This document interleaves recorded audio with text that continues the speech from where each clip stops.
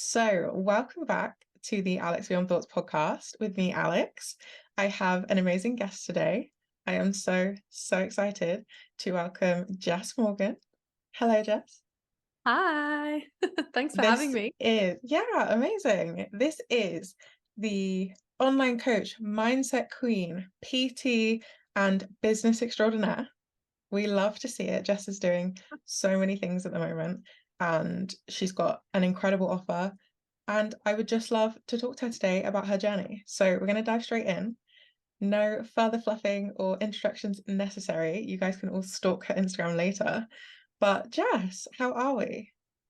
Good. Thank you so much for having me again. I'm so excited for this. And for those who don't know, we are currently on a mastermind together. So Uh, it's been really cool to interact in that space. And yeah, I'm really excited to vibe with you today. Me too. Yeah, so we're in a mastermind together. It has been 4 weeks now, I think. Yeah, it's only been a month. Yeah. And it already feels like we have this whole soul sister connection. The girls are amazing. I love being in the space. So Literally. yeah, it's been great, hasn't Yeah. it? It has. I honestly not even just business, it's obviously a business mastermind, but Mm. so much behind the scenes I've been navigating, and that mastermind already in a month, the shit that I have shifted is insane. And I know you are the exact same, wild. Yeah, it's been Wild. insane. And just like a quick note, because I've been talking about this a lot in my world, getting yourself around people and specifically women that lift you up and can hold you and know unconditionally that you've got everything you need to succeed and they can just see that in you. It's been Yeah, insane and it's been a real driver for me. And I love you me guys. too. I love you too. We love you too. I've never been in a mastermind space before either. And it's funny that you say that, how expanding they are. And I'm always someone that I felt like I had to do one-to-one, and that was the best. And I had to do everything on my own. So just coming into a space where there's multiple women all coaching each other essentially and being Mm, seen and not being the fucking leader. For me to be a beginner in the room is just, I love it. crazy. Okay, let's dive straight in. So I want to start at the very beginning. What Mhm. led you into finding self-development? What was like the trigger that was, okay, this work is for me?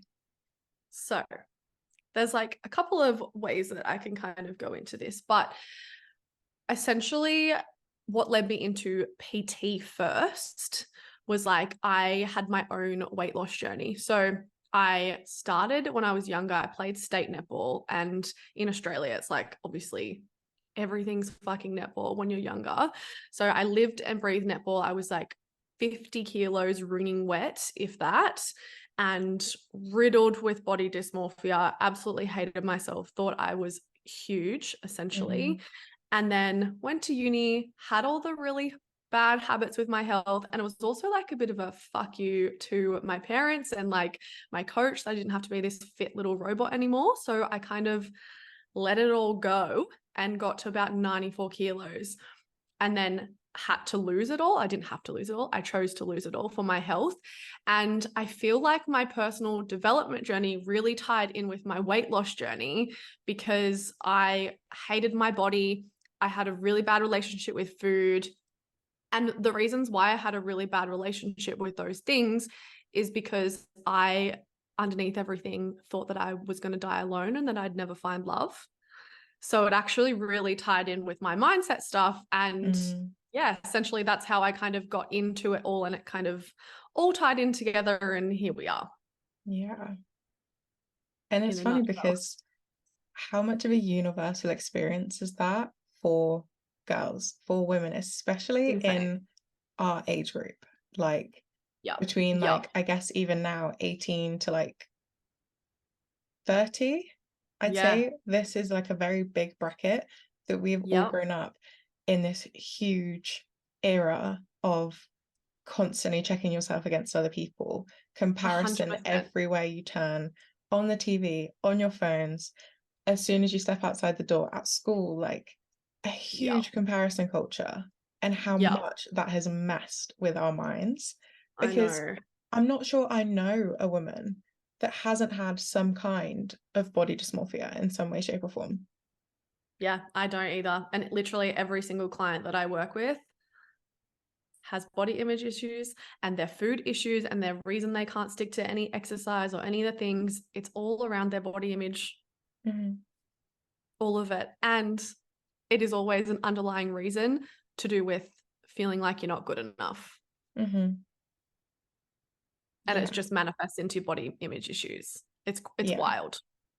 And it's also crazy how much we can fixate on something because there's an underlying issue that we can't yet tap into. We don't either have the knowledge for, or the awareness, or the words even to put to it to say, this is what's causing this. But the main, like, top layer that we can instantly see every day in the mirror is our bodies. Yeah. So we pinpoint so much on our bodies and say, this is the reason I'm not successful. This is the reason no one loves me. This is the reason I can't be accepted. When actually, for someone, it's the fact that they felt lonely as a kid. So they think that Yeah. maybe the way it may be to do with the way they look, or because they felt like they didn't get enough love from someone. So it's now the way they look. Or do you know what I mean? Like it's this Absolutely. top layer that you can immediately see every day. So you pick that apart. But Yeah. actually, is it even to do with your body? Is it anything to do with Never. the way you It's look? never to do with your body. Ever. Mm-hmm. Ever. Even the food issues, when people have like binge eating disorder, when they like anything, like it doesn't have to be even as deep as that. It could be literally as something as feeling guilty when you treat yourself. Yeah. It's never about the food. It's never about your body. Mm-hmm. It's just the one thing that we can fucking control. Yeah. Literally. And that's crazy, isn't it? Like, Yeah. and it's such a Yep. freeing conversation, I think, as well, to even put words to this and say, this isn't just me. This isn't just like one experience for women. This is very much universal across countries because, like you said, netball was the be all and end all, probably, especially when you're at school. And it was the same in England. Like, Yeah. netball was pretty much the only sport we truly played, maybe hockey sometimes, but like netball was Yeah. the be all and end all. I remember my PE teacher used to scour the field at school on lunchtime so that she could get people to come and play netball practice and like play the games after school. And it was like, you don't have a future if you're not playing netball. Hurry up, get to practice. And it's Literally. insane because you're building this culture as well of saying, well, these girls aren't going to get anywhere if they're not in a team sport, if they're not playing netball, if they're not doing something physical with their bodies. They're going to get lazy. They're going to get whatever the narrative is that we're seeing played out in schools. And actually, if you don't want to play a sport, if you don't want to be physically active all the time, nothing is going to severely happen to you. Like, Literally. sure, it's great for your health, but you're not going to drop on the floor tomorrow because you didn't decide to I pick up a know. netball.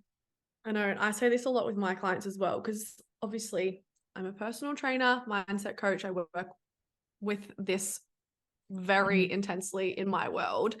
And one thing that I always say to the girls in my world is like, you make the fucking rules for your own fitness journey. And they're like, oh, what? So I can just like walk every day? I'm like, yes. If you don't fucking Ugh. like doing HIIT sessions, if you don't like running, why the fuck would you punish yourself with those Mhm. things? And like, I get it because, as I said, state netballer, I trained like 3 times a week. And that was just like going to physical training. That wasn't any like fitness or anything that I had to do on top of that, as well Yeah. as all the other sport that I played because I was from a really small town. So if not every single person played every single sport, you wouldn't have competitions. So like I just lived and breathed all kinds of sport. And I still get triggered by like a HIIT class because I'm like, that takes me back to like training at netball when you're doing like, we'd get punished. So let's say like you have X amount of dropped balls in a session. It'd be like, okay, you're punished with a minute of sit-ups. Mm.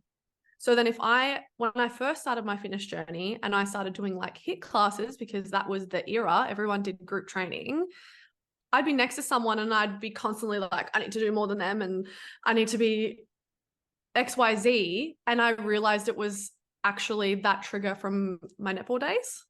Yeah. Crazy. And then when I realized that I didn't have to do that, I actually stuck to my fitness journey. That's honestly so funny you say that because I rejected on netball. I was okay at it. I could play the game, but gymnastics was my thing. And Yeah, obviously there is so much attached to that gymnastics. You're would be literally in the way worse tiniest than leotard. netball. Yeah. And it's funny you say that because we were punished with exercise too.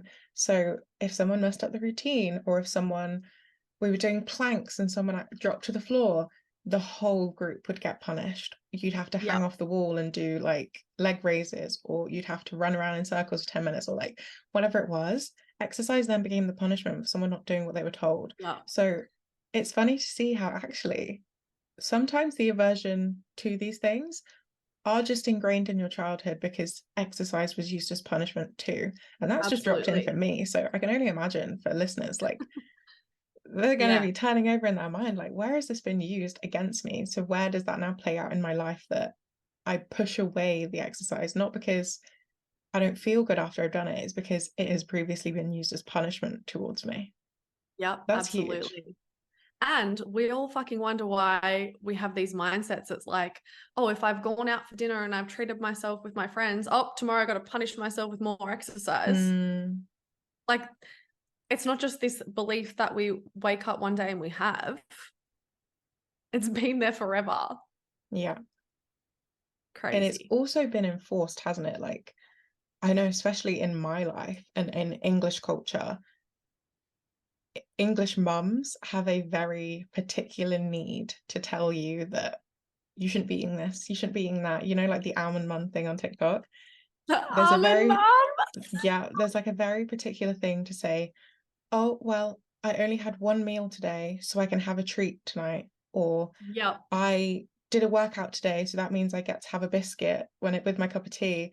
And there's this very much like culture of justifying your food and justifying the reason you get to eat something or the reason you get to go out for dinner.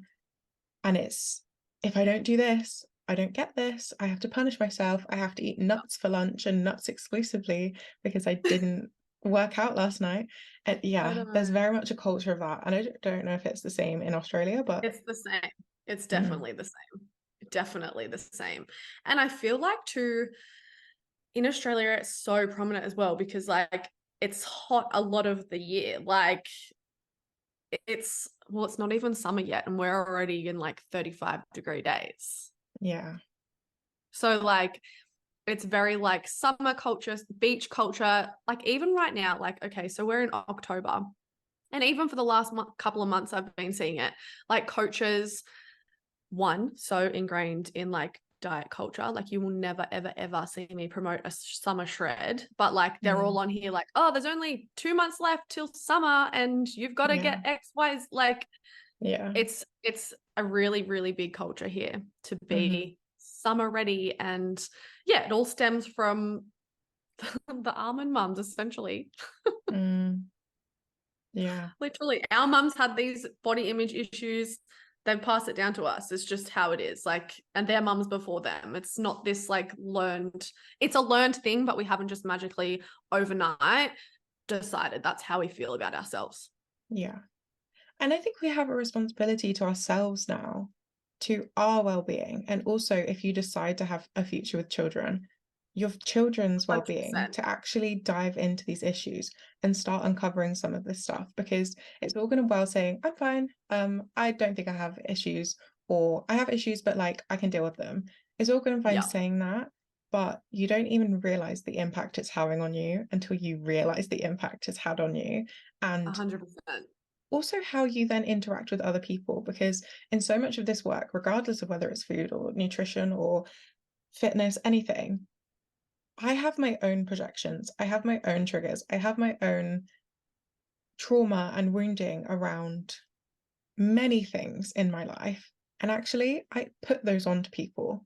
And regardless Yeah, of whether I mean to or not, I don't have the intention to hurt other people or to make yeah, them feel a certain type of way. I do. And it's uncontrollable in the sense that sometimes I don't realize I'm doing it. And other yeah. people might not realize they're doing it to you. So actually you have responsibility not only to yourself, but to your close people around you that interact with you to say, I want to work on this for myself and for you because I know in some way I'm probably affecting you too. Yeah, it's funny you say that too, because I literally had this conversation the other day. So I had like a friend's like bottomless brunch the other day, and I pretty much have done like a 2-year bulk. So intentionally putting on weight so that I can gain muscle. I'm 10 kilos heavier than my leanest weight. And I literally did this because I want to be a muscle mummy, let's say. I said on the weekend, like, oh, like someone was complimenting something, and I said, oh, it feels so fluffy. Like this literally barely fits me. And the first thing that someone says, like, oh my God, you're not fat. Don't say that. And I'm like, no, I'm actually genuinely saying that I'm fluffy. I'm not saying I'm fat. I'm saying Mm, I've literally intentionally put on this weight. And it's just, it blows my mind that that is the first thing that people say. I'm like, I'm not saying this from a place of, I want you to validate me and say that I'm skinny. hmm But that's the initial thing that people come up with. Does that make sense? Or for like, sure. let's say there's a friend and they've lost a heap of weight. People go, oh, you look really skinny. I'm like, that is such a fucking toxic compliment. Hmm And you're not like, it's not that deep, but you It's like actually just don't have the awareness. as opposed to What? what? I'm like, what Like happens it's if she's such a really sick? backhanded compliment, isn't it? Yeah. And you What might happens if think she's it's sick? something good. Sorry. Yeah, no, What carry on. happens if she's sick? What happens if she's got an eating disorder? Like, you don't know. Exactly. Literally.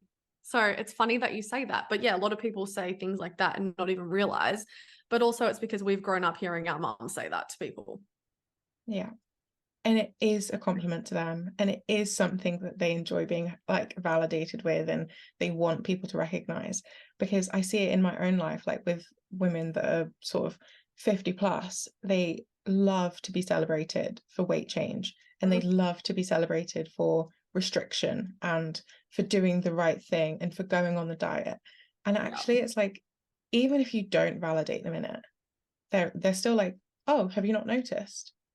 Did Yeah. you not realize that I've lost this amount of weight? Did you not realize that I'm not eating carbohydrates anymore? Like, and then Yeah. they get upset that you haven't validated. And it's still about sticking to your own guidance and saying, that isn't Yeah. the way that I want to be lifting up the people in my world. And absolutely, you can change the compliment and say, your skin looks really nice today, or you look really vibrant today. You look like you're really energized, or whatever, to still compliment the people that feel like they need that validation. But it's just about Yeah. changing your wording and saying, maybe I don't want to actually compliment someone for looking Yeah. skinnier. You're You just can playing still into the lift same them up in. problem, Exactly. Exactly. literally. So it's interesting because, like, yeah, all of mine started with body image things. But yeah, a lot of my personal development, like, it kind of switched into like everything else as well. It was kind of like a snowball effect, I would say. Mm, Like, just how much better my relationships got, how much better I was at communicating, my boundaries, my love life. Like, yeah, it was crazy. Just my emotions as well. Like, up until I started doing this work, like, I was a fucking angry human. Like, mm, my best friends probably see me cry twice up until a couple of years ago. Now I cry all the time. I don't give a fuck, yeah. but couldn't cry at all. hmm And I was so angry all the time. I was always in victim mentality. Like, yeah, the world hated me, all of the things. mm. And then, yeah, it all kind of snowballed on from my body image stuff, which is great because now here we are. Yeah. And that's such a good segue as well, because I want to ask you, what led you into then transforming your self-development and your fitness journey? What led you into creating that as a business, and not only like stopping at discovering and being curious with yourself about this? What led you into actually saying, no, I want to be a leader in this space, I want to be someone that talks on this, and I want to be someone that helps other people? Like, what created that for you? So so I've been a coach for, I think I'm coming up to like 8 years now. So definitely at least 7. And when I first come into the coaching space, it was all very much like the only like fitness influencers I would say were like bodybuilders, and they were really shredded. There was no like normal coaches, I would say. And I obviously couldn't relate to those people. And I knew there was like thousands, millions of women that could never relate to that as well. And I saw a massive, massive gap in the industry. And it actually took me a lot of mindset work to get past, oh shit, I don't look like that, so I'm not going to be successful. But the minute I dropped that and I was like, there is all these women who actually need to be led through this and know that there's normal fucking people out there in the industry, that's when things kind of took off for me. And because I am that normal person, that's why I was so successful. And honestly, I'm so thankful that I did put on all that weight, because me at 50 kilos would have never have been able to relate to any of my clients, straight up. Yeah. None. I would not be the coach that I am today without going through that weight gain and weight loss. And like, I've been in their shoes. I know exactly how fucking hard it is. Also how fucking easy it can be as well, if you choose for it to be. So yeah, I guess all the content that I create, all the women that I work with, it's all people and all content that I needed to hear at both ends of my scale. So then it started there. And then as I started to integrate my mindset journey with all of that, I also then realized how much more I could shift for my fitness journey. So I was like, I want this for my clients. Absolutely want this for them. And yeah, so that's kind of essentially where I went with that. And here we are. That's so cool. I love that. And it's so like, it's so much about that for coaches, isn't it? Like, it's firstly starts off as yourself, and you say, I want to be this in this space because I needed this. And as soon as you start working with other people, you realize like, this wasn't just me. I didn't only need to hear this myself. So many other people needed to hear this from me. And if it wasn't from me, would they have found it as soon as they did? Would they have made as much progress as they have? And it's like so much about actually saying to yourself, if not me, and if not the wisdom and the abilities and the experience I had, where else are people finding this? What are the other examples? And if you can't immediately find so many examples, and if through so many different types of people that show this work, there's going to be people left out, and there's going to be people that can't find their person, and there's going to be people that don't get a transformation, because what you could provide for them is exactly what they need. And if you're not doing it, who is? Absolutely. And honestly, there's so many fucked coaches out there that like are still so, I guess, bought into that diet culture vibe. And it's really good though, because a lot of people are kind of waking up to it now, and the industry has definitely changed, which I love. And as I said, I've been in there for 7 years. I've seen lots of different trends, and I've seen it evolve over that time. So I'm really happy the direction that we are going, but there's still a lot of really, I guess, people that just aren't educated on like what's what essentially. And they're still kind of like, just really drowning in diet culture, which is really sad. Like, honestly, the amount of clients that have come to me and they're like, oh, my last coach had me on 1,200 calories, or my last coach would yell at me for not getting my 16,000 steps. I'm like, oh my God, come to me, I'll save you. Like, I'm like, if I can help one person, I'm just so happy. But yeah, there's a lot of not bad eggs, but like a lot of people that haven't tapped into this side yet. Or there's people that are really going into like the food freedom and like not tracking food and all of those things, which I absolutely love.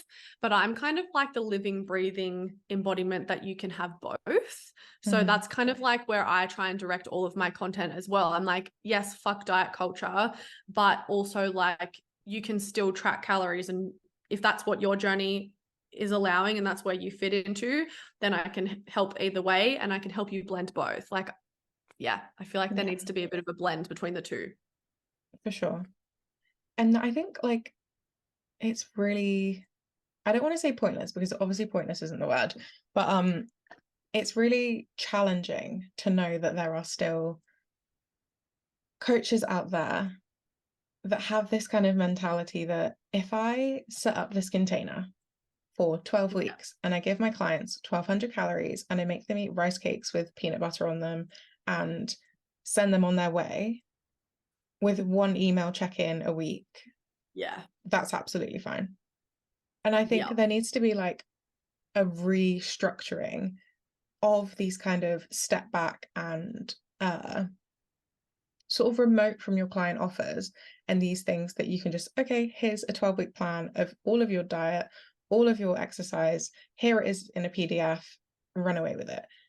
Yeah. If the people that you are allowing to buy into this are not very seasoned, very experienced people in the fitness industry, they have very much deep knowledge on the ways to do the exercises, the ways to eat so that they feel good, where to track their cycle if they're a woman that's on a period cycle, like all these different kinds of things.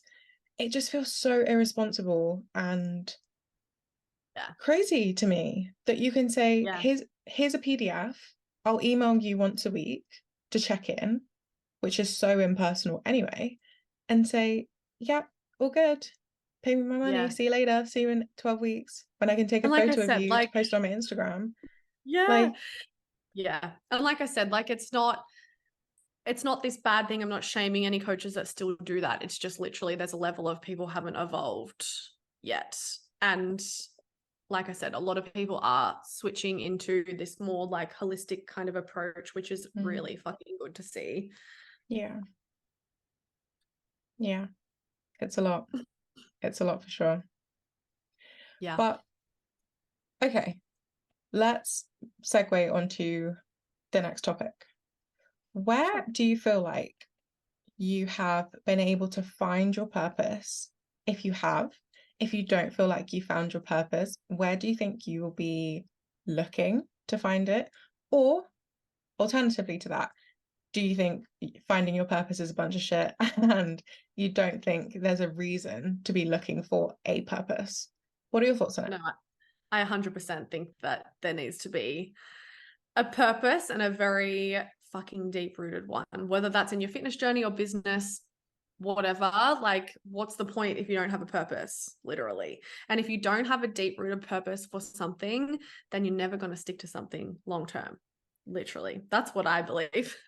Mm, But yeah, I kind of touched on this a little bit earlier, but yeah, my purpose with like any of the clients I work with, or the content that I create, or the impact that I want to make, is literally just, I know how fucking hard it is to feel like you're riddled with body dysmorphia and you will never, ever, ever be happy within your own skin. I also know how hard it feels when you are 94 kilos and think that you're never going to feel confident in your own skin. Like, it happens at both ends of the scale. I know how hard it is when you have a really shit relationship with food and you binge eat. Like, I used to lock myself in my bedroom and like eat in secret. Like, mm, I have, think of any possible thing that you can. I've fucking been there. I've been the girl who's training 2-3 times a day, thinking that her progress will come so much quicker. mm-hmm, And any piece of content that I create or anything that I do with my coaching is because I don't want women to feel the same way that I did. And if I can help people on their journey and educate them on all the mistakes that I have fucking made, then they don't have to, and it fast tracks their results. It's like everything that I needed to hear as well. I'll be writing a piece of content. I'm like, oh, I wish I fucking learned this like 8 years ago. That'd be sick. Like, mm, so yeah, just my personal story is essentially what drives my purpose. And like, same with coaches, like that same purpose really kind of flows into like my business mentoring journey as well, because I want women who are quote unquote normal looking coaches to know that they don't have to be ripped and have abs to build this fucking fantastic business. And in fact, if they don't, that's actually their superpower, mm. you know? Yeah. It's funny because I need to hear that. Yeah. It's prevalent that like you have this idea in your head of what this successful woman looks like, or what this successful coach, or like this person over there, whoever, they look like this, they talk like this, they behave like this, and Yeah. that's not me. I'm over here, and like maybe I'm not good enough to get over there with her and with them. And it's I even about have that. I'm not immune to it mm, either. mm, yeah. Oh, And it's crazy. about, yeah, just saying to yourself, I get to be that. And if not Yeah. me, who am I then putting in a category with me that I'm saying we're not good enough? And you're Yep. blanket statementing so many people to say, well, if we don't look like them and if we don't look like her, then we can't be doing it too. And if you Mm-hmm. wouldn't say that to other people, why are you saying it to yourself? Correct. I say that to everyone, even my friends. They're like, oh, I look like this. I'm like, would you ever say to me that I look fat today? They're like, no. And I said, well, fuck me. Don't say it to yourself. Exactly. Crazy. And it applies to so many things, even like the way you talk about your intelligence, or the way you talk about your, I don't know, the way you love people, or like literally anything about yourself. If you wouldn't be saying these things to your best friend, to your sister, to 7-year-old you, Oh, why are you saying it to yourself? I know. It's crazy. Crazy. So, question for you, Jess. Do you have Yes. any tips on like food freedom or body image, or becoming like fearless in yourself and your confidence, whether it's with your body, whether it's with your fitness, whether it's in a business, whatever? Do you have some tips that we can give our listeners? I have plenty.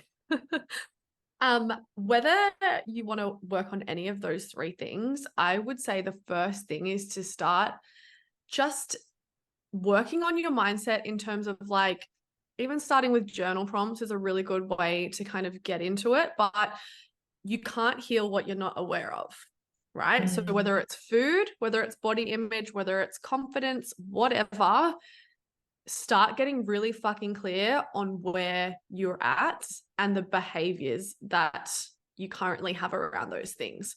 So if I was to initially start someone through like food freedom or even body image, I'd be like, okay, what's your current relationship with food, exercise, or your body like, right?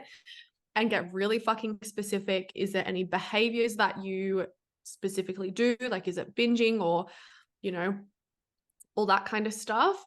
And then what you want it to be like is a really good way to start, because once you know where you're at and what you desire it to be, and also that can change over time, you'll notice like that will evolve as you go on. But once you find out those two things, you can essentially fill in the gaps from there. And it's as simple as that, literally. So if someone were to say to me, okay, I struggle with binge eating, it's like, okay, well, what would you want that to look like? And how can we start implementing things so that you can get there? And everyone's so different. So that's why I say, like, explore it for yourself, because what triggers my body image is going to be completely different to yours, Alex, as yeah. completely different to someone else's, right? So really starting with that. And then I would say, yeah, start deep diving into where those thoughts come from. Mm, So one thing that I always say to my clients is, I felt this when. yeah. And it's like, okay, if you have, let's say you're really insecure about your lower belly pouch, it's like, okay, when was the first time you felt like that? Is there a memory that you can put to that? Did someone say something specific to you? All of those things. It's kind of like opening up the conversation in your own mind, essentially, of where it stemmed from. And then once you're aware of it and you're practicing it in a journal, I always say you can then do it in real time. Yeah. So it's kind of like, a lot of people are like, oh, I don't want to journal. Oh, it's so annoying to do that. I'm like, it's the fucking key to everything. Yeah. Literally. And on that, Like, like, don't be afraid of actually having that conversation with yourself, because it's yeah, crazy how many people say, I don't know, and then stop the conversation there because it's scary to try and dive into that. And it feels a yeah, bit too exposing and vulnerable, to even have that conversation with yourself, like to sit there with your own journal, with your own pen, with your own mind, feels quite scary to some people because they just shut down that conversation with their inner self Yeah. and with their intuition and their instinct. So get curious with yourself, open that conversation up. Like Jess said, Yeah. ask yourself, when was the first time you felt this? Yeah. And honestly, like if you don't know where these things come from, like fucking good luck. Mm, Like I said, you can't heal something you're not aware of. If you had to exactly. ask me 6 years ago, oh, what's your relationship with exercise like? I'd be like, fuck yeah, it's so good. I exercise all the time. I eat really healthy. And then when I dug deep into it, I was like, oh my fucking God, I am cooked.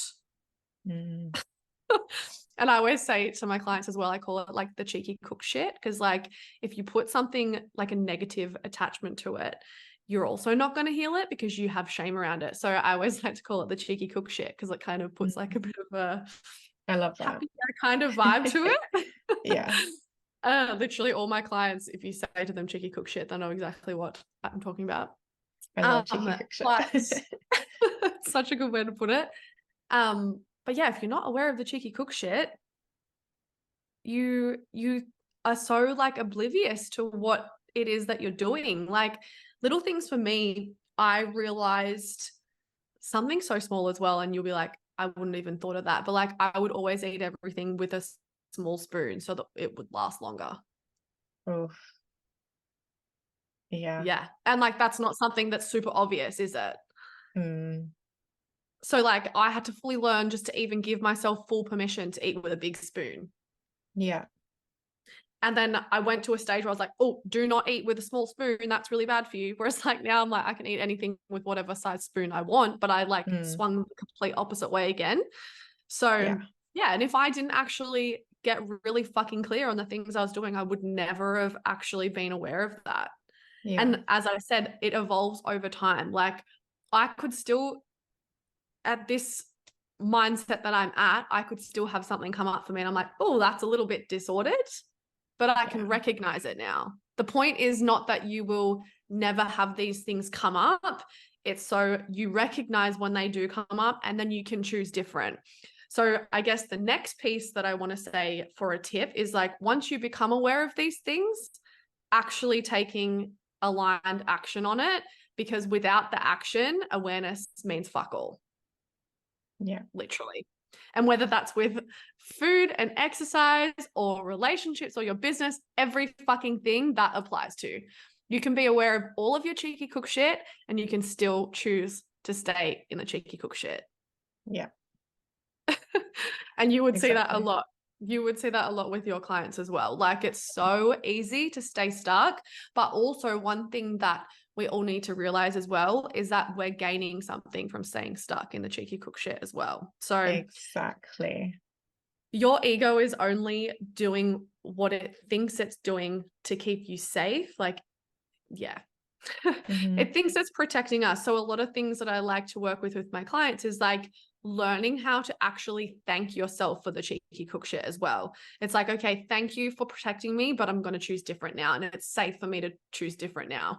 And when I actually say to a lot of clients, like, okay, so what are you gaining from actually doing this behavior? And they're like, oh, shit. I'm like, yeah, that's the reason you can't move. Mm-hmm. Yeah, exactly. And it's something I talk about as well in one of my offers, Honor. And if you've been in Honor, you'll know that it's like, actually, what am I getting instead? What is the thing that I'm secretly desiring that's fulfilling me right now so that Yeah. I don't want to let go of the cheeky cook shit? What Yeah. am I getting in return? Like, what's the trade-off? Is it the fact that I really enjoy binge watching Netflix, so I don't want to give up my 6 hours a day binge watching Netflix because it gives me that spike of drama that I like. It gives me that feeling of anticipation and being on edge that I really love. But I don't want to give that up, even though I know that I don't really want to watch Netflix for 6 hours a day. I can't give it up because it feels really good to be sat on anticipation for 2 hours. Like these kind of things, it can be as simple as that. And Yep. if you don't bring awareness to it, if you don't notice it and say, what am I actually getting from this? Why does it Yeah. feel so good to have this? Even though I know that it's not the most productive thing, it's not the most beneficial thing for me. Why do I Yeah. still really want to have this? And until you Absolutely. have that awareness, it's like, well, why would you give it up? I know. You You wouldn't. you're getting You something wouldn't. from it. Exactly. You wouldn't. Yeah, so that would be the next thing, is like actually recognizing your fucking edges and pushing them a little bit further. And it's like, doesn't even have to be much. It's just like I'll use the example of eating with the small spoon. Like I would, okay, once a week, try and eat something with a bigger spoon. And then, okay, that felt really fucking like a stretch at the start. And like, that doesn't really seem like much, but when you have disordered eating, little things like that are fucking massive. So like I'd push a little bit further and then a little bit further. So it's like if someone was really obsessed with tracking on MyFitnessPal and they could not get past it, it'd be like, okay, let's try 1 day a week where you're not tracking your food. Then let's go, okay, we're not tracking on the weekends. Then let's go, okay, let's throw out your kitchen scales and learn how to actually trust your body to eyeball it and make those decisions for yourself. Okay, then let's just start on Sundays planning out your meal plan and tracking it all at the start of the week and not tracking again. And then let's move away to not at all. You know what I mean? So it's just like gradually, you can't do things overnight as well, I think is the biggest takeaway from this. Like Yeah. I've done this over 6-7 years longer. I started my journey long before I was a personal trainer. So let's say 10 years. It's a process. So For sure. knowing that it's a process and that you can't just do things overnight. Sometimes things absolutely do fucking click like that, but you're not remembering all the other work that you've put into it. And another huge tip I could give anyone going through any of this is just compassion. Like you're not ever, ever, ever going to change from an energy of shame, ever. Ever. Wow. The reason you're in this situation is because you see things as good and bad. So if you shame yourself for the bad cheeky cook shit, then of course you're not going to change because you associate good and bad, right? Yeah. So also too, just dropping all the strict rules you have around food, exercise, body image, whatever it may be, and learning to make your own rules with it. What works for someone else will not work for you, and vice versa. Yeah. I have two things I want to bring in on this, just really quickly. Is like one on the energetic capacity of this, like how can you be building a business, building an empire, building your career, starting new jobs, going for interviews, whatever it is? How can you be doing that when you're taking up so much of your mental capacity doing these small things, eating with the small spoon only, or punishing yourself with exercise, or like whatever it is around this, and in any area of your life, if you're taking even the mental capacity that it takes to say, I can only do this one thing and it's unsafe to do all the rest of it, how much of your mental strain and capacity is it taking up to just keep all of these things going at the same time? And you actually do just get to let it go. It does get to be a case of you consciously deciding, I'm not letting this control me anymore. And it can be a bit more complicated than that, for sure. No, but it actually is. It's a choice. As a human, you have a fucking choice. Yeah. And every single time that urge comes up, trying at least to choose differently, to let this piece go and to move on from it, and to take back some of your power and to take back some of your energetic capacity so that you have it in store to do those other things. Because how difficult is it going to be if you're spinning 10 plates compared to 100%. if you're spinning one or two and you can kind of walk a bit and you can kind of talk a bit, and do you know what I mean? So actually choosing to let this go, choosing to put yourself first in different ways, and although it might be hard first, choosing to put yourself first in different ways will get easier. You will turn around one day and notice, oh, I don't do that anymore. And it might not be a conscious thing, but it's all working for you. Yeah. And my second thing, oh, sorry, carry on. Oh, I was just going to say, like how I said earlier about like working out what your current behavior is and what you want to be. One thing that keeps me going, even still to this day, is like, okay, that higher self version that I want to be. So if it's in your fitness journey, if you have all these goals that you desire to be, and you're noticing these patterns come up, sorry, Would she fucking allow you to miss the gym that day? Would she allow you to eat with a small spoon? Would she allow you to rip yourself to shreds when you look at yourself in the mirror? Fuck no. So choose different. If you Mm, have that deep-rooted desire of that person you want to be, you will not allow the cheeky cooked shit to play out for very long. yeah. And when you see yourself slip back into those patterns, you have the vision of her and you go, okay, no, I'm choosing differently again. And it's those choices that you make over and over and over again that it becomes your new normal. And then you're a whole different person before you know it. Yeah. And if present you can't do it, just allow future you to take control. Yeah. And you get to just kind of switch that mindset and go, well, I'm not in control anymore. Future me is. So what she says goes.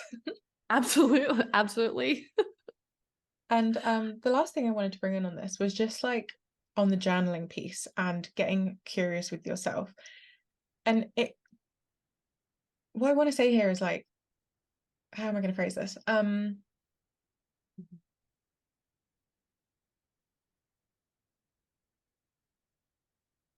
Like if I didn't uncover some of the stuff I have, other things would never get healed because Yeah. I have to start at this top layer to even be able to begin to uncover and see the deeper layers.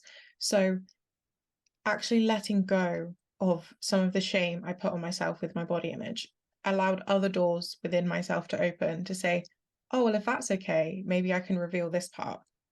If I take Yes. off this layer of concept of self, I can actually start working on the deeper one. So if you keep avoiding and you keep putting off the journaling and you keep like saying, oh, I'll do it tomorrow, maybe not today, it's a bit too scary today, you're just prolonging the time it takes to actually get through some of the stuff. And the things that you deeply need to heal will probably be put off as well because you can't get to it without some of this surface level stuff. So even if you think, like you said, if you asked you 6 years ago whether you had a healthy relationship with fitness and diet culture and things like that, of course you'd say yes, because you didn't have that moment to dive deep like you are now. So Yeah. if you can start and you want to, and you think this is going to be good for you, I absolutely implore you to just Yeah. pick up that piece of paper, open your laptop, open your notes, whatever it is that just gets you started. Anything. Begin putting words to your emotions, to your behaviors, and even just like bullet point, if it really comes down to it and you're struggling that much, bullet point whatever comes to your conscious awareness, and you'll start seeing a kind of pattern develop. Yeah, absolutely. And like it even goes as like so simple as like I started my journaling literally with just doing 3 things that I'm grateful for every single day. That's it. Mm-hmm. That is literally it. And then Mm-hmm. I go, today I feel, where is this coming from? And what do I need to do to honor that today? That's literally my journaling practice. I used to, when I initially started doing my journaling and getting deeper into these things, I actually followed prompts. Whereas now I don't need to. I've transcended that structure. I can sit down and be like, okay, cool. If something with my body image come up today, I'm going to journal on that. Okay, if something with my partner came up, I'd journal on that. If something come up with my mum that triggered me, I'd be able to journal on that. Also, if nothing shit happened, I can journal on that. Like, Mm-hmm. it doesn't have to be this negative thing all the time, but it's like what I said before, you start doing it in a very not structured way, but I guess a very like simple way. And then eventually you can kind of do it without needing that structure. And then you can do it in real time. Mm-hmm. So I can have a trigger come up. Let's say someone looked me up and down when I'm walking through the shops. Old me would have had to wait until tonight, journal on that, think about how I felt. Now I literally, if something activated me, which it usually fucking doesn't, it's very rare because I've done so much work on projections and knowing that it's nothing to do with me. But if something triggered me, I could reflect in that moment and move through it within seconds. Yeah. And it's That's the whole point of practice. journaling. It's not so that you're glued to your fucking journal all the Mm-hmm. time. It's so that you can actually do it in real time Mm-hmm. I love and that. don't let it ruin your day, Yes. Yes. Huge. literally. And then I guess the next tip that I could bring in as well is like just developing habits and a routine that's going to work for you. So I always say to my clients, find your minimum and your maximum. So if exercise or food is something that you're really struggling with, finding what's the minimum amount of things that you're really happy with doing. So like, let's say it's like, okay, I'm happy if I got to the gym twice a week, or I'm happy if I went for a hot girl walk every day. It's like, okay, finding what your minimum is happy with, and then also the maximum, because I'm also living, breathing proof that when you go too far with your exercise and food, that is also fucking toxic. So we want to find that happy medium where you're still showing up for yourself and not using it as a limitation, but also you're not going so far that you're then swinging to the other direction of a toxic relationship with food and exercise. Does that make sense? Exactly. Yeah. And then like, as we spoke about before, like pushing to an edge, and then once that becomes comfortable, then adding on to it. So it's the same with your habits. So if it's like, okay, cool, I'm just going to start getting 6,000 steps instead of 10,000, like everyone, 10,000 steps is obviously scientifically proven that that's a really good number to do. There's not just one random number thrown out. But if someone doesn't move their body at all, 6,000 steps is going to be a lot for them. You know what I mean? For sure. So starting small, and then once you can achieve that really consistently, it's not a chore, then step it up. Once that becomes comfortable, not a chore, step it up. And that goes with anything, whether it's do food, exercise, whatever. Like I said, you make the fucking rules. It's not all or nothing. And we get so caught up in this, I have to do everything or there's no point. Yeah. You don't have to do all or nothing. It's not by force. No. You can choose these little steps and take small action every day, and suddenly you will have massive action in compound. It will just appear and it will hit you on the head and say, oh my gosh, I'm actually doing 8,000 steps a day. But alongside 8,000 steps a day, I'm eating for my health, and I'm eating for nutrition, and I'm eating to fuel, but also actually I'm talking well to myself. Yeah. And it's not that you have to do all of these things from this second and say, I have to do 10,000 steps. I have to go to the gym 3 times a week. It does just get to be a compounding effect. It doesn't have to be all or nothing. Yeah. And in fact, the slower and more sustainable you do it, the more long-term it will be. Literally. And have some Crazy, patience with the long wild term. concept. Have some patience. It's going to take 6 years. It's going to take 3 years. It's going to take 6 months. Allow that process to happen. It doesn't have to be now. A really good point. No. And like, something's better than nothing, no matter what, whether it's your business journey, your fitness journey, whatever. Something is always, always better than nothing.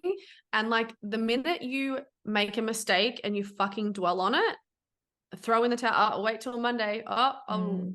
Like, if you're always waiting for the perfect opportunity or comfort or motivation, like none of those things fucking exist. Like, you just have to get straight back on track the very next time. Like, if you eat off track, it's like, okay, cool, yeah, I can wait till Monday to do it, but then you're then sabotaging, say, 4 days in between. Then why not just the next meal eat better? And it's getting rid of that all or nothing mindset that, yeah, okay, well, it was all for Monday to Wednesday, and now it's nothing because I've done one thing that I didn't really want to do. So now it's completely nothing. I'm throwing everything in the bin. Like, it just doesn't have to be that way. You get to choose differently for yourself, and it just gets to be what you decide it is. Stop living by everyone's rules. Stop putting yourself in boxes that other people have drawn. Yeah. And let's talk about like self-concept as well, because like, if you're someone that buys into the fact that you have an all or nothing mindset, if you constantly say, oh, I have an all or nothing mindset, of course you're going to have a fucking all or nothing mindset. Like, how about we change the language around that to, I'm working through my all or nothing mindset and I'm going to be XYZ instead. Like, yeah, if you identify with something, of course you're going to have that. Exactly. Labels are crazy, and I've spoken about this with so many people now, but the wording and the labels you attach to yourself, why would you let go of them? Because they're part of your identity. You've been like hoarding these labels throughout your life, and you're so used to having them, and you're so used to these layers of yourself that you put on and take off for different people, and it just feels so comfortable when you're in it. But actually peeling back these layers, letting go of these labels, it gets to be so freeing. And although it's so comforting having like this little blanket of your concept of self, Yeah.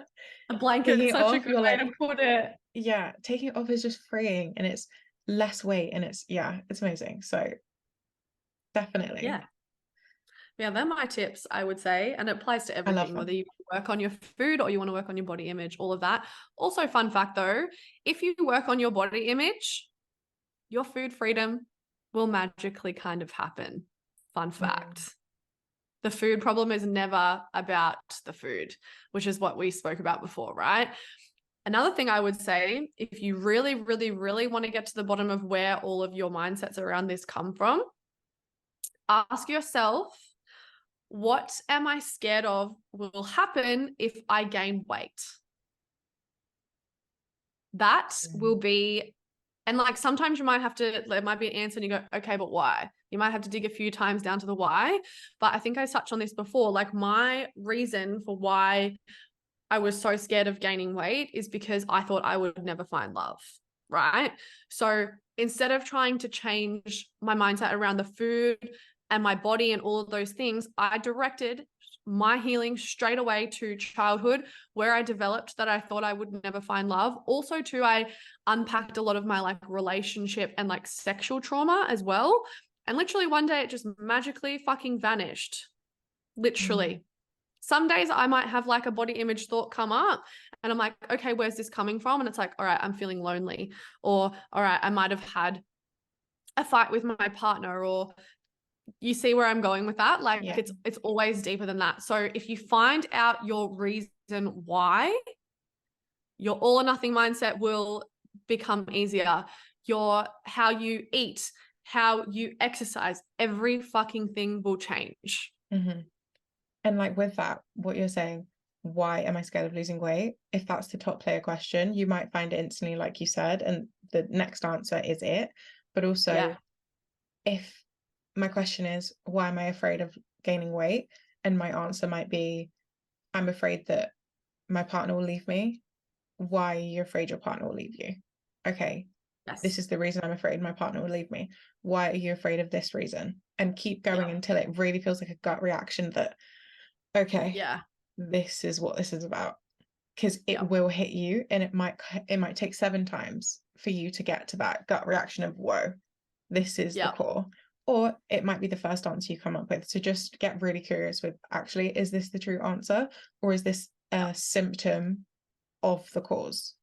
Yes, exactly. And like mine, like really went into everything, like my binging. Like I realized that I was only binging when I felt lonely and I was alone.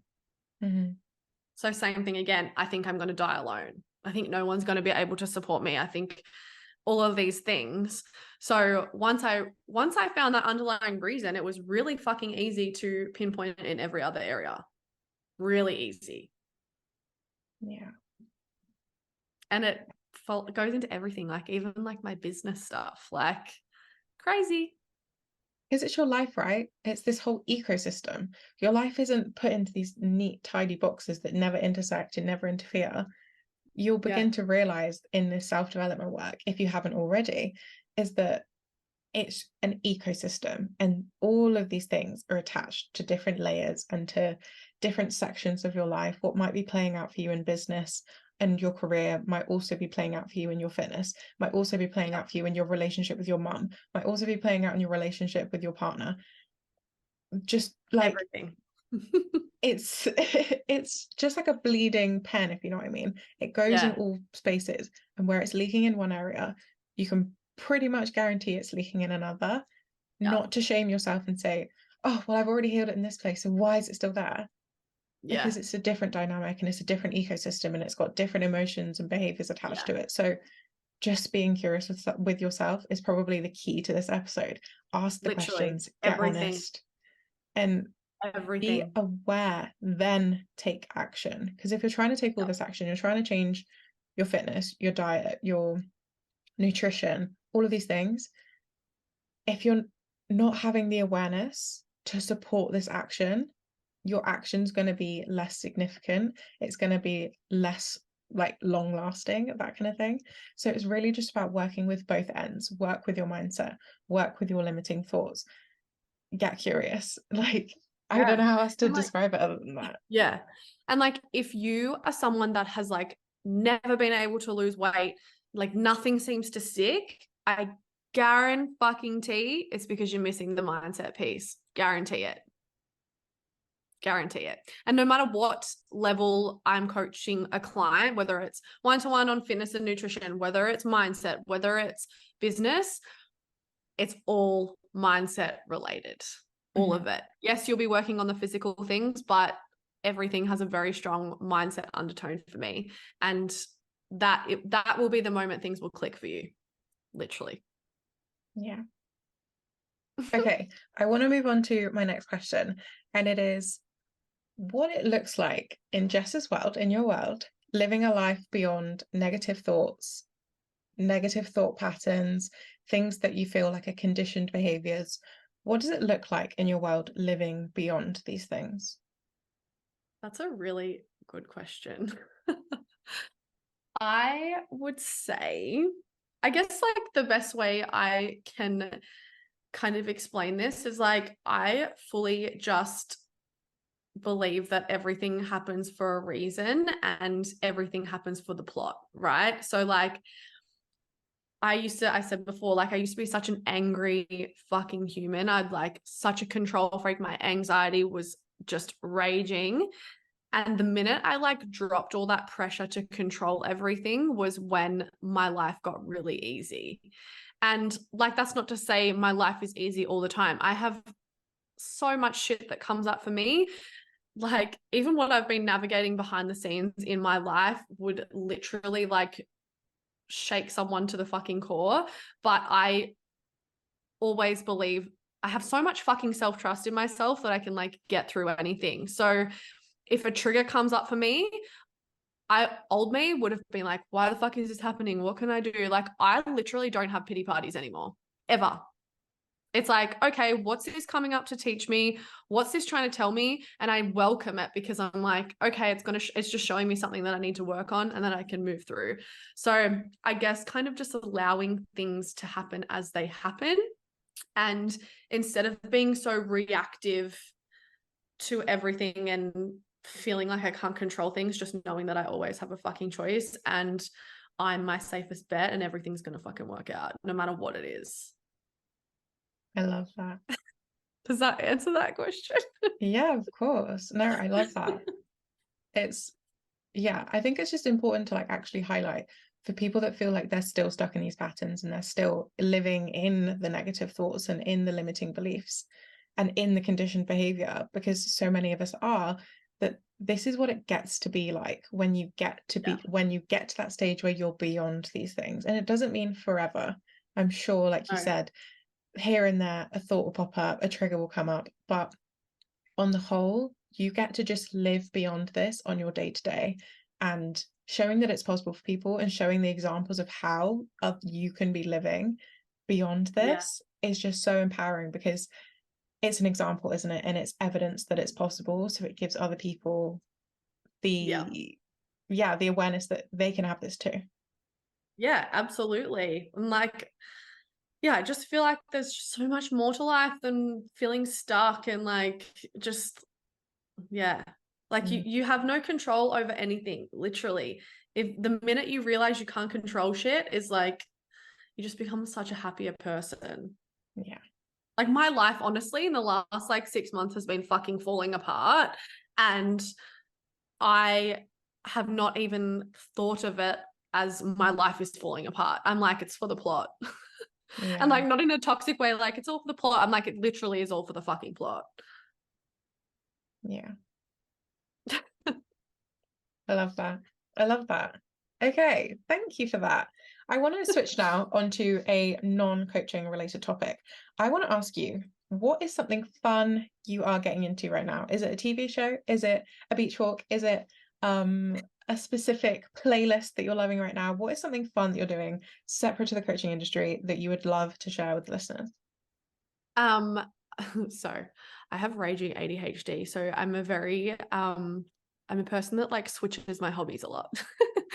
But at the moment, I actually last night just finished the TV show Daisy Jones and the Six. Have you watched that? Oh, I haven't, but Holy I've shit. yeah, it's on my to read list and then I can watch I'm one of those people. Watch I like to read it first and then I watch it. it. See, I'm like, I like that. And I'm like, I'm constantly stuck like, oh, do I want to read the book first? But I just love watching TV shows or movies for the first time. So I'm like, but then you've Mm. ruined the book for yourself. So it's like this constant battle. Um, but yeah, so at the moment, for context as well, how I said the ADHD thing, I am a massive Fleetwood Mac fan, like die hard. Seen them a couple of years ago, but at the moment I'm hyper fixating on Stevie Nicks again. It's Mm. a regular occurrence. And then she come out on Twitter and was like, oh, I watched Daisy Jones and the Six, and it was like I was a ghost watching my life unfold. So I was like, fuck yeah, I'm gonna watch that. Wow. And literally it was amazing. I watched it in like 2 days. Wow, amazing. I didn't know she said that. Maybe it's gonna have to be bumped on my list. I Watch love it, that. watch it. So good.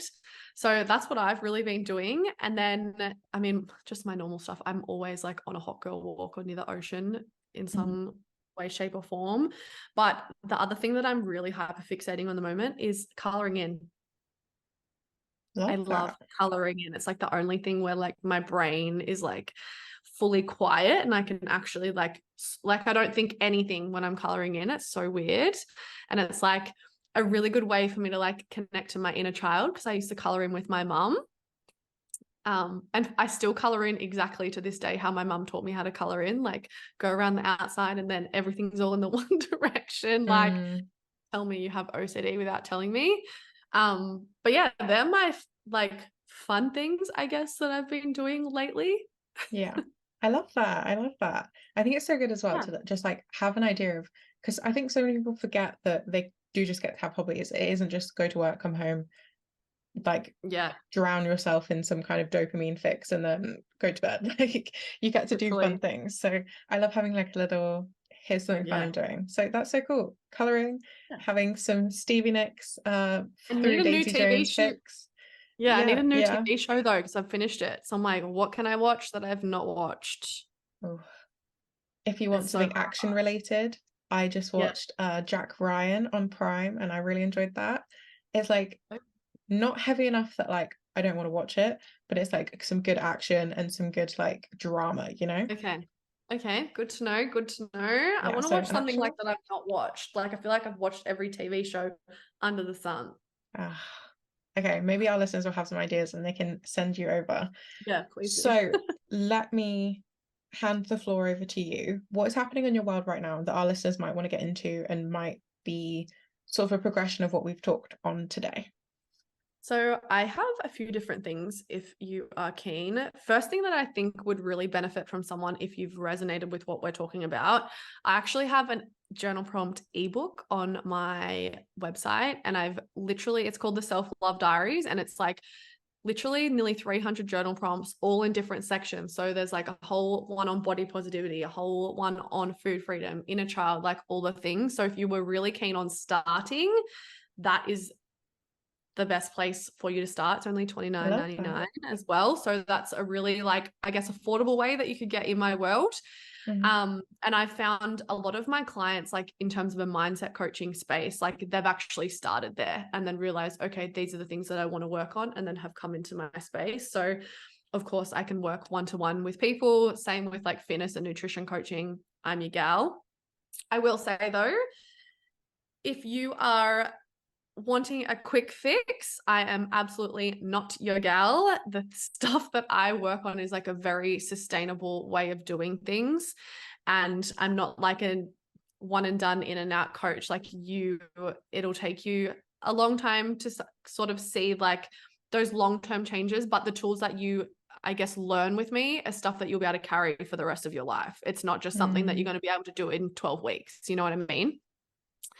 And then I actually have at the moment, it's literally starting in a couple of days, but I've got like a 8-week mindset and health like mentoring program at the moment, which I'm really fucking excited about. It's called Project Her. So just same again, just encapsulating all the things that I essentially have transcended in my journey and just want to teach everyone. Okay, so it is an 8-week program, but in saying that it's kind of more about like building that awareness around where your mindsets are. So we cover all things like all or nothing mindsets, building habits, body image, food freedom. There's like a different mindset call each fortnight and modules and all that kind of stuff for people to work through.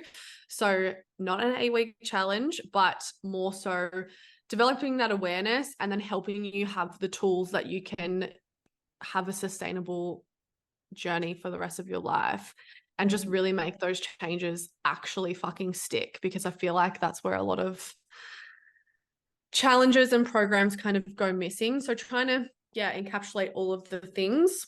So yeah, that's Project Her. I'm super fucking excited about it. I ran it when was it? A few months ago. And that was something that I had to move through in business as well, because, and I plugged into our mastermind mentor as well. And I was like, I always bring out these offers and then I never do them again, because I think I only have to do them once, or I wait like 6 months to do it again. And I was like, I could fucking run this all the time. Like, this can be my signature program. So that's essentially what it's going to be. And, you know, each time I kind of run it, I find like different things to add into it. And like, I'm just so excited to bring it to the new girls, because it's pretty much got a whole facelift and it's going to be fucking epic. I love that. I know. And just from a like business standpoint, like you would get this as well. Like, when things not feel stale, but like when you do the same things over and over again, like I feel like it was just a really fun way to bring something new and fun into my business. So yeah, that's what I'm kind of doing now.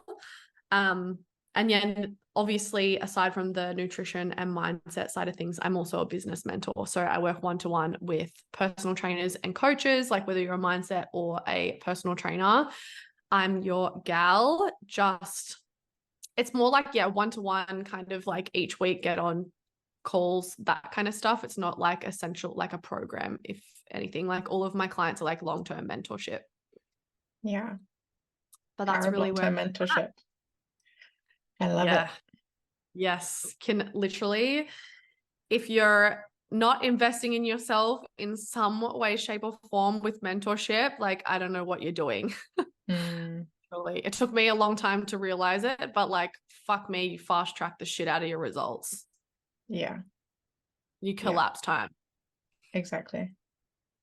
Crazy. There are just so many places in my life that I wouldn't have made it to so far if I didn't have mentorship and if I didn't have someone in my corner telling me every time I doubted that I've got what I need, just go for it. So if you feel like you need that too and you're on the fence, absolutely jump in and definitely join Project Her. It sounds like an incredible program. I am so excited for you to run the next round. It looks insane. And all of like your messaging online about it, oh, I absolutely love. Chef's kiss. Really? Beautiful. Beautiful. Thank you. And also too, like, I just want to touch on like with mentorship or coaching or anything, like you think about like when you get in like this, I guess, loop of like doubt, or you know, you're feeling guilty for anything that you've done, whether it's nutrition, business, mindset, whatever. When you plug into your coach about a problem or anything, they dissolve it so much fucking quicker than what you would on your own. And like, I have this as evidence for myself in my own mentorship things, but also me helping coaches as well. Like, you can just move through things so much quicker when you're supported by a coach or a mentor. And that is fucking unmatched. Yeah. Because sometimes it just takes someone else to say, this is a very small scale problem. Rein yourself in. We are not death spiraling here. And sometimes they just say, this is really big. You can actually take some time to process this and not bypass it and not put it off because you're scared to feel this. This is a big thing and you can actually just choose to move through it right now. And sometimes just that outside perspective and that support is world changing. So literally, if you're not in it, what do you do? I know. If it's not us, someone else. Like, honestly, I just want that for everyone. I want that for everyone, whether it's you or I or the next one. Like, invest in yourself. For sure. If it's not me, find someone else. I don't mind who it is, but just get someone in your corner. Get some kind of extra support that is not someone that is tied to you through your emotions Yeah. and your relationships and things like that. You'll realize the perspective and the just support is unmatched, and we Yep. want that for you people. We want it. So definitely get on We it. do. Um, is there anything else you want to drop in with today? No, I feel like we've had such a great conversation. It was so nice to be here. Thanks for having me. Of course, it was so lovely. We've touched on so many things today, and So many it's things. it's going to be such a good episode for everyone listening. So thank you so much. I am so grateful to you for jumping on the Alex Beyond Thoughts podcast. I will see you in another episode, I'm sure. Yes, thank you so much. I want you on my podcast. Oh, for sure. We'll do a part two on your on your podcast. Thank you. Thank you. I will see you soon.